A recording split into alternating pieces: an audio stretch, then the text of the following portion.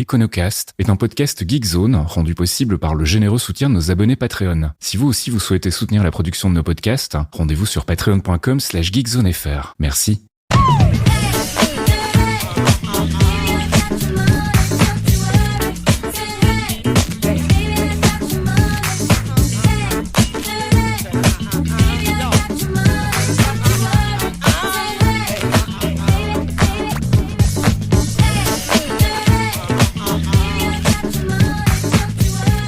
Bonjour Geekzone et bienvenue dans ce 15e épisode de l'Econocast. Je vous rappelle le principe de l'Econocast, un petit podcast qu'on a lancé avec mon ami Mickaël Vincent. Bonjour Mickaël. Salut Faskil et bon anniversaire, 2 ans déjà. C'est vrai, putain, j'avais pas fait gaffe. Donc c'était un podcast qu'on a lancé il y a 2 ans et dans lequel on essaie de faire un petit peu le point sur des concepts de base, côté économique, côté finance. On essaie de vous expliquer un petit peu tous ces mots que vous entendez parfois souvent dans les infos et puis comprenez peut-être pas forcément tous les tenants et aboutissants qui y sont liés.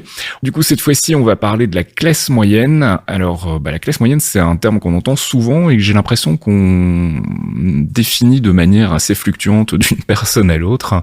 Donc, Mickaël, on a décidé de parler de la classe moyenne et de clarifier un petit peu tout ça. Ouais, effectivement, c'est un concept assez utilisé en économie, peut-être même encore plus en politique, on le verra un petit peu plus tard, mais même aussi dans la pop culture, hein, parce que la fameuse middle class en bon anglais, c'est très important dans la pop culture, c'est à la base de pas mal de séries et de sitcoms américaines, donc j'ai bien envie d'ailleurs de commencer pour nos auditrices et nos auditeurs de se poser la question à leur avis, alors à votre avis, est-ce que vous êtes dans la classe moyenne? Je pense que vous risquez d'être surpris. Moi j'ai envie de dire que j'y suis, mais c'est difficile, c'est difficile sans parler de nos salaires aussi, mais ouais, j'ai toujours eu l'impression depuis que je suis tout gamin que je suis issu de la classe moyenne, mais effectivement peut-être que je vais découvrir à la fin de ce podcast que ce n'était pas le cas. On verra que c'est comme la température, il y a la température réelle et la température ressentie. Ouais. On va commencer par une définition scolaire comme d'habitude. La notion de classe moyenne, bien que couramment utilisée, ne fait pas l'objet d'une définition précise. Elle regroupe une large part de la population située au centre de l'échelle sociale qui est parfois utilisée comme indicateur pour estimer les évolutions économiques et sociales d'un pays. C'est une définition qui nous vient de Bercy, donc du ministère des Finances. Selon l'Observatoire des inégalités, la classe moyenne représente la population située entre les 30% les plus pauvres et les 20% les plus riches. C'est la même statistique d'ailleurs qui est utilisée par l'INSEE. Et puis selon l'Organisation de coopération et de développement économique, le CDE, la classe moyenne est représentée par les personnes ayant un revenu compris entre 75% et 200% du revenu médian, c'est-à-dire le revenu qui divise la population en 2 parts égales. On voit que déjà là, on a 3 définitions qui sont quand même pas tout à fait les mêmes. Avec Bercy qui se mouille pas trop d'ailleurs, voilà, en disant qu'il n'y a pas de définition précise, ce qui n'est pas faux. D'ailleurs, j'ai encore une autre définition que je te donnerai juste après pour ajouter un petit peu d'entropie à tout ça. Mais on pressent quand même qu'il y a un côté un peu statistique, un outil un peu pratique, ni trop pauvre, ni trop riche, et c'est ce qu'on verra un petit peu plus tard. C'est un peu comme on le voit avec beaucoup des définitions qu'on a traitées dans ce podcast. C'est souvent des définitions qui sont utilisées pour mieux communiquer et qui donc forcément sont adaptées au message qu'on veut faire passer. Bref, d'où est-ce que ça vient cette notion de classe moyenne en fait? Comme on l'a un petit peu souligné, c'est une classe un peu fourre-tout par défaut, entre guillemets. La classe sociale, en fait, entre la classe populaire et la classe aisée, et en supposant bien sûr qu'il soit un peu plus facile de définir la classe populaire et la classe aisée pour définir par défaut la classe moyenne. En fait, ce que ça rappelle forcément, c'est cette division de la population en 3 catégories dont on avait l'habitude en France avant la Révolution sous l'Ancien Régime, le clergé, la noblesse et le tiers-état. Il y a vraiment ce côté un petit peu 3 tiers, bon, en sachant que la répartition, bien évidemment, est pas égale. À l'époque, le tiers-état se définissait comme l'ensemble des personnes qui n'appartiennent à aucune des 2 autres catégories, donc ni au clergé ni à la noblesse. Donc oui, donc la classe moyenne se définit un petit peu comme à l'époque le tiers-état par opposition donc aux 2 classes mieux définies entre guillemets. Et c'est pour ça que d'ailleurs cette catégorie, que ce soit le tiers-état à l'époque ou la classe moyenne aujourd'hui, c'est des catégories très hétéroclites. On a des communautés urbaines ou rurales, prospères ou un peu moins prospères, et puis surtout une grosse majorité de la population. Alors par construction, si on prend la définition de l'INSEE ou de l'Observatoire des inégalités, ça regroupe 50% de la population. Faut quand même rappeler qu'à l'époque, par contre, le tiers-état représentait 98% de la population, bien sûr. Donc, et peut-être un autre point commun avec avec la classe moyenne et le tiers-état, c'est la question fiscale, puisque finalement une grosse partie de la pression fiscale reposait sur le tiers-état à l'époque et repose aujourd'hui sur la classe moyenne. Alors ça c'est pour le Moyen-Âge et le tiers-état, mais la classe moyenne à proprement parler, c'est un concept plus récent quand même. Oui, donc après la Révolution, quand disparaît l'organisation de la société autour du triptyque noblesse, clergé et tiers-état, on commence à parler un petit peu plus de classe moyenne vraiment qui émerge à partir du 19e siècle. Et à cette époque, la classe moyenne se définit pas vraiment comme un outil statistique type INSEE ou Observatoire des inégalités, mais elle se définit surtout parce qu'elle n'est pas. Si vous n'êtes ni de la bourgeoisie ni du prolétariat, vous êtes de la classe moyenne.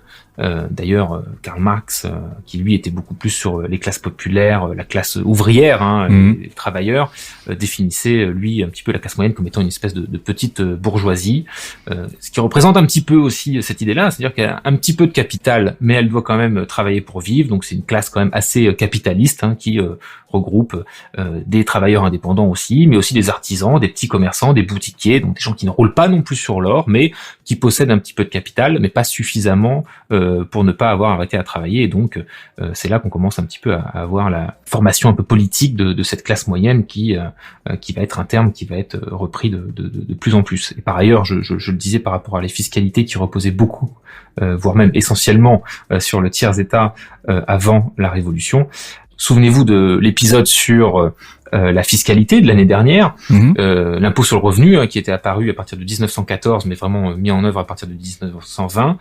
C'est là aussi que finalement la notion de classe moyenne a commencé en France à être un mot très utilisé par les politiciens notamment, puisque une bonne partie de cette fiscalité reposait donc sur la classe moyenne. Alors on a vu tout à l'heure dans une des définitions que la classe moyenne, ça représente la population qui est située entre les 30% des plus pauvres et les 20% les plus riches, mais concrètement en euros, ça veut dire quoi ? Et donc, pour pouvoir répondre à cette fameuse question, est-ce que vous êtes dans la classe Exactement. moyenne ? Alors, je vais d'abord commencer par faire un petit disclaimer. On va surtout parler d'ordre de grandeur. J'ai regardé surtout les données au niveau français, mais selon les sources, j'ai des données qui datent de 2017, de 2020, donc voyez ça plutôt comme des ordres de grandeur que comme des paliers absolus. Mais oui, effectivement, puisque la classe moyenne se définit comme étant le niveau de vie compris entre le 3e décile et le 8e décile, pour parler en bon statisticien. Donc par construction, on a 50% de la population qui tombe dans la classe moyenne, en tout cas si on prend cette définition-là, et ça correspond donc en fait aux gens, en tout cas pour une personne seule, qui ont un niveau de vie compris entre environ 17 000 euros et 30 000 euros par an après impôt. Donc, je fais un rapide calcul dans ma tête. Ok, je ne suis donc pas dans la classe moyenne en fait. Bah, avec un peu de chance, peut-être que les chiffres belges sont un peu différents, qui sait, peut-être. Mais oui, j'imagine que c'est aussi la réaction en tout cas, je l'espère pour vous, de pas mal de nos auditrices et de nos auditeurs qui réalisent que peut-être ils pensaient être dans la classe moyenne, mais qui sont plutôt dans la classe aisée. Alors évidemment, la classe aisée, vous l'avez compris, ça représente encore 2 déciles, donc les 20% des plus riches, et bien évidemment, dans les 20% des plus riches, on a aussi les 1% des plus riches qui sont effectivement riches à millions ou à milliards. Mais oui, il suffit de dépasser les 30 000 euros par an pour être considéré comme étant déjà en dehors de la classe moyenne. Et donc c'est pour ça que je disais il y a une espèce de classe moyenne réelle et classe moyenne ressentie. Ouais.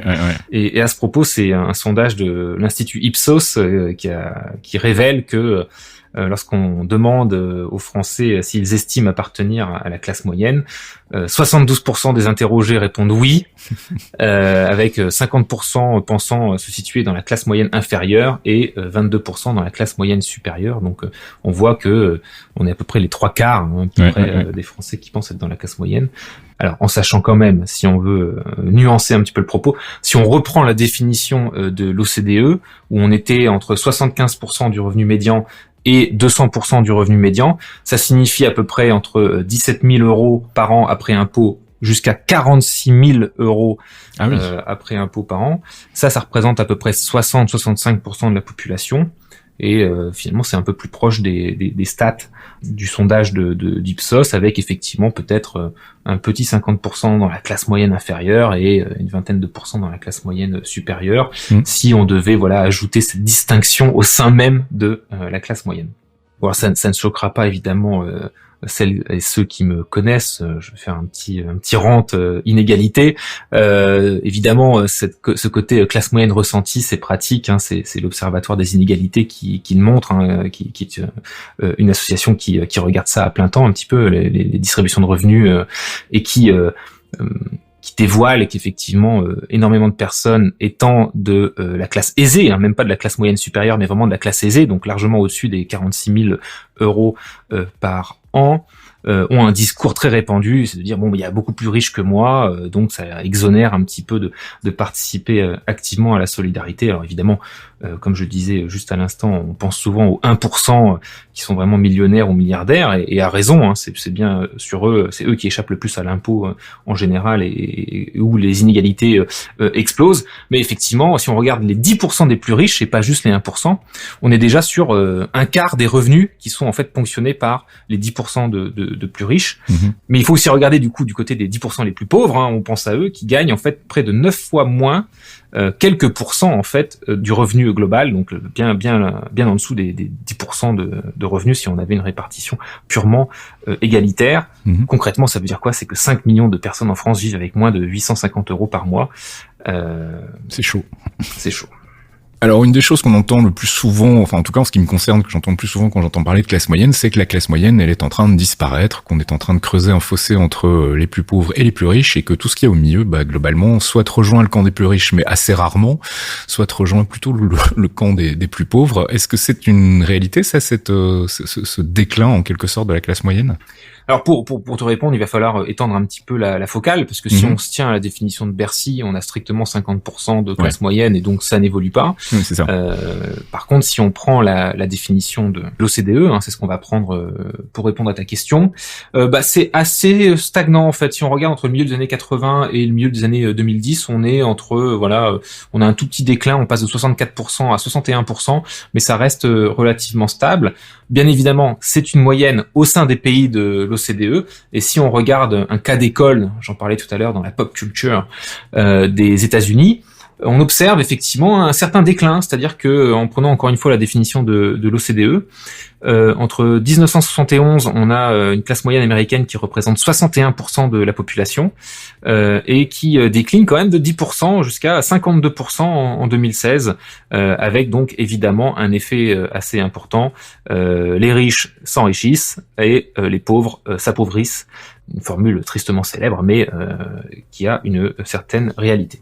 Alors on le disait en ouverture de ce podcast, hein, la classe moyenne c'est un terme qui revient assez souvent quand on parle d'économie, d'emploi, etc. Pourquoi est-ce qu'on en parle justement tout le temps et quel est son rôle finalement dans l'économie au global?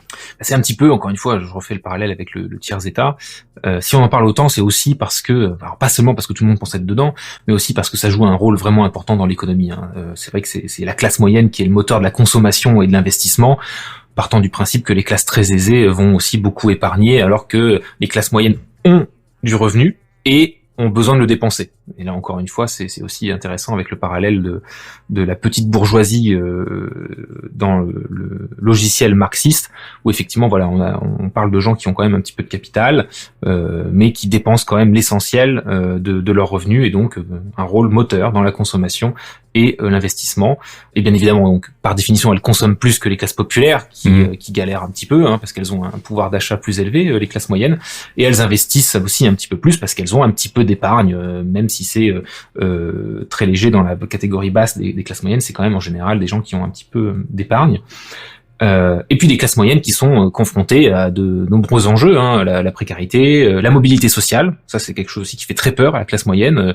En général, elle est espérée comme étant en mobilité à la hausse, mais il y a toujours cette peur du déclassement et de tomber dans les classes populaires. Et c'est d'ailleurs un point sur lequel on va revenir un petit peu plus tard, cette mobilité sociale qui n'est pas inintéressante.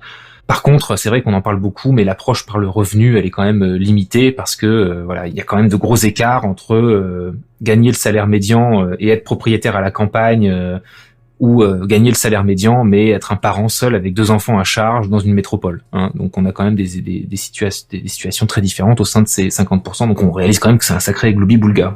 Alors on disait, on faisait le constat en début de podcast, effectivement, toutes ces définitions économiques et liées au monde de la finance sont souvent des choses qu'on ajuste en fonction du message qu'on veut passer, de la communication qu'on veut faire. Et forcément, le terme de classe moyenne est un terme qui revient très très très souvent dans la bouche des politiques et pas sans raison. C'est assez pratique, hein, comme on l'a vu, cette classe moyenne, même si on se tient à la définition purement statistique, elle décrit des situations qui peuvent être quand même assez différentes. Donc c'est une notion floue. Et comme disait une autre grande politicienne, quand c'est flou, c'est qu'il y a un loup.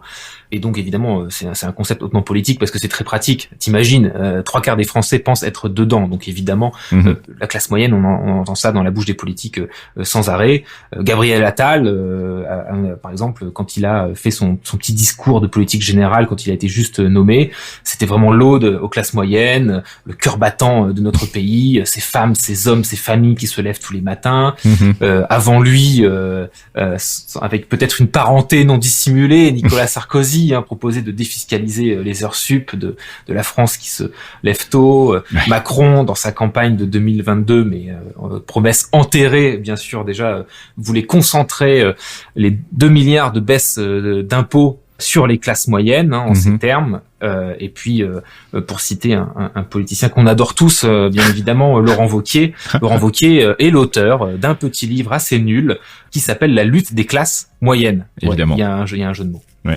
Alors là, jusqu'ici, on a beaucoup parlé de la France. J'imagine que parler de classe moyenne à l'échelle mondiale, c'est encore plus compliqué et probablement encore plus mouvant et flou. En général, on va faire des comparaisons par pays, donc on va prendre le salaire médian pays par pays, c'est l'approche OCDE. Mais si on essaye de regarder la population mondiale comme un tout, alors là, évidemment, la situation est complètement différente. On se doute bien qu'il y a une grande partie du monde encore qui vit sous le seuil de pauvreté. Ouais. Et en fait, si on regarde un petit peu la répartition entre la richesse et la part de richesse possédée par les gens, à ce moment-là, la classe moyenne représente uniquement 11% de la population mondiale. On va avoir 1% de la population mondiale qui va être millionnaire, qui va avoir plus d'1 million de dollars de capital.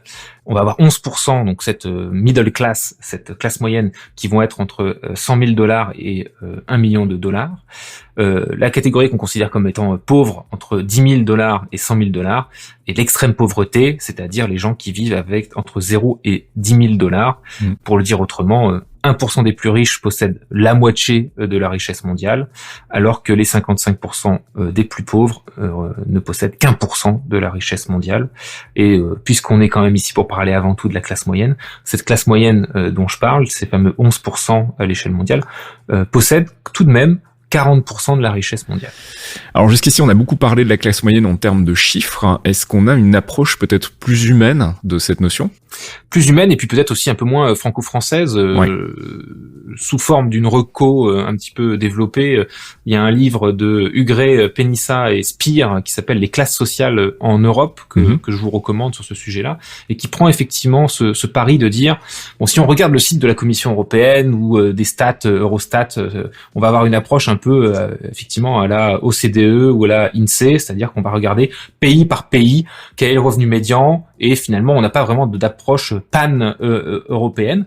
Et ce que ces sociologues essayent de faire finalement, c'est de trouver un petit peu une définition des classes populaires, moyennes et des classes supérieures, sans différencier par pays et sans prendre une approche purement liée au salaire pour essayer de dessiner un petit peu une silhouette de ces classes moyennes. Et cette étude, on y apprend par exemple que un des critères qui définit les classes populaires partout en Europe, et pas juste différencier les classes populaires en France par rapport des classes populaires en Estonie, on voit quand même qu'il y a des dimensions communes au sein de l'Europe. En général, les classes populaires vont plutôt regrouper des salariés, ouvriers ou employés qui sont peu qualifiés, mais qui aussi partagent une pression concurrentielle assez forte et accrue, en particulier au travers de la flexibilisation des droits du travail. Donc là, on pense ubérisation, Deliveroo, etc. Mais aussi, avant ça, l'intérim ou le travail partiel subi. En fait, c'est des catégories professionnelles qui sont aussi à risque, puisque c'est aussi ces personnes-là qui ont le plus de chances de se voir remplacées par une main-d'œuvre importée, soit au sein de l'Union européenne, soit par la migration européenne, plutôt que de bénéficier un petit peu, s'il y avait moins de concurrence, de pouvoir en sortir par le haut avec des hausses de salaire. Et puis, bien évidemment, donc pour revenir sur les classes moyennes, c'est un petit peu ce qui définit les classes moyennes au niveau européen, en tout cas si on en croit ces auteurs, c'est finalement la prédominance de services qualifiés rendus au public. Donc on aura beaucoup de fonctionnaires, pour le coup, ou d'employés, non pas dans l'industrie, mais dans les services. Donc voilà, relations administratives, marchandes, soins, restauration, enseignement. Et donc voilà, comme je le disais, une certaine représentation du public dans ces classes moyennes, tout en soulignant bien évidemment l'hétérogénéité de ces classes moyennes, bien évidemment, parce qu'il y a quand même un clivage public ou privé, mais aussi dans le lot quelques indépendants, etc. Mais c'est une catégorie voilà de personnes qui en général jouissent d'une position où ils sont difficilement remplaçables, contrairement aux classes populaires qui souffrent un petit peu de cet aspect concurrentiel. Ceci dit, pour cette catégorie, tout n'est pas rose. Si on se tient à ces critères-là, on voit un petit peu qu'au niveau européen, ça représenterait 40% de la population européenne. Pas très étonnant, vu les différences de niveau de vie d'un pays à l'autre au sein de l'Union. Ouais. La classe populaire, évidemment, est assez importante également. Et bien que ce ne soit pas un bloc homogène, bien évidemment, ça reste un bloc qui est assez caractérisé également par la peur du risque de déclassement. Donc en gros, si on doit résumer, les classes moyennes, c'est pas un bloc homogène déjà. Il y a des défis qui sont de plus en plus importants. Donc on rejoint un petit peu cette idée que de panique autour de la classe moyenne quand on entend que la classe moyenne va disparaître, etc. C'est effectivement une classe qui a des défis de plus en plus importants. Et puis c'est une classe dont l'avenir va dépendre effectivement de sa capacité à s'adapter et à se mobiliser. Est-ce que j'ai bon en résumant ça de cette manière ? Absolument, c'est vraiment le point que font ces auteurs, voilà, pour un livre qui est certes une étude sociologique avec des tableaux et du blabla, mais qui se lit très très bien, que je recommande.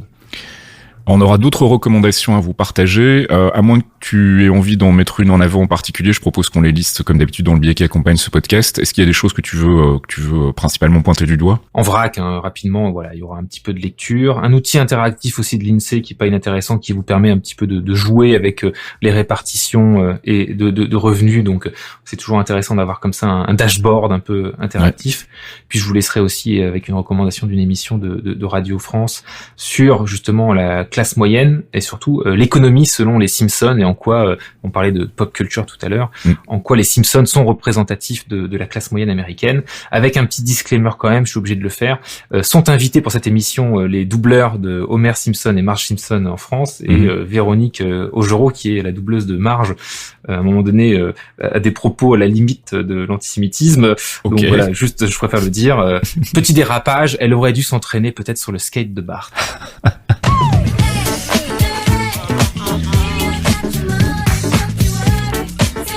Et c'est la fin de ce 15e épisode de l'Econocast. On espère qu'on vous en aura appris un peu plus sur la notion de classe moyenne. Si pas, n'hésitez pas à venir poser vos questions dans le thread dédié.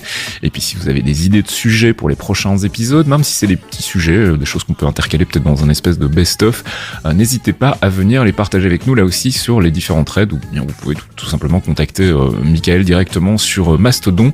C'est ZeroVince, c'est ça, hein? C'est ZeroVince un peu partout, même sur Blue Sky, etc. Voilà, on vous linkera tout ça dans le thread si nécessaire. On vous fixe rendez-vous pour un prochain épisode sans doute le mois prochain, c'est pas encore confirmé à 100%. J'ai commencé à bosser le conduct, donc voilà. On peut dire que c'est plutôt... ça se présente bien. Est-ce qu'on peut déjà spoiler un petit peu la thématique ? Alors moi j'ai noté les ismes, mais c'est vrai qu'à mon avis ce sera pas trop radiophonique, on verra comment on se débrouille, mais on va parler des grands mouvements économiques dont on emploie aussi un petit peu les termes sans arrêt, capitalisme, libéralisme, etc., et voir un petit peu en fait ce qu'il y a vraiment derrière. Ok, parfait, on se fixe rendez-vous donc a priori dans un mois, on vous tient au courant de toute façon. Inch'Allah. Et puis d'ici là, que tout se passe bien, et faites votre petit test pour voir si c'est dans la classe moyenne ou pas, parce que vous allez sans doute avoir une drôle de surprise. Merci Mickaël en tout cas pour ces éclaircissements. Et puis on se retrouve très bientôt dans un autre épisode de l'Econocast. Merci Pasquille, merci à toutes et tous, et à bientôt.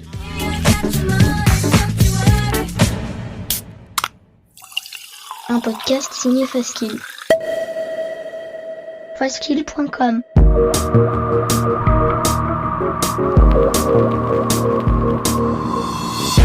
Torréfaction, c'est votre rendez-vous hebdomadaire sur geekzone.fr avec une sélection de l'actualité proposée par Caféine et Faskill. Gaming, culture, software et tech, on fait le tri dans les news de la semaine pour vous proposer un récap digeste d'une demi-heure, histoire de ne rien louper des infos essentielles. Torréfaction, c'est votre rendez-vous avec l'actu geek tous les vendredis matins à 8h sur geekzone.fr.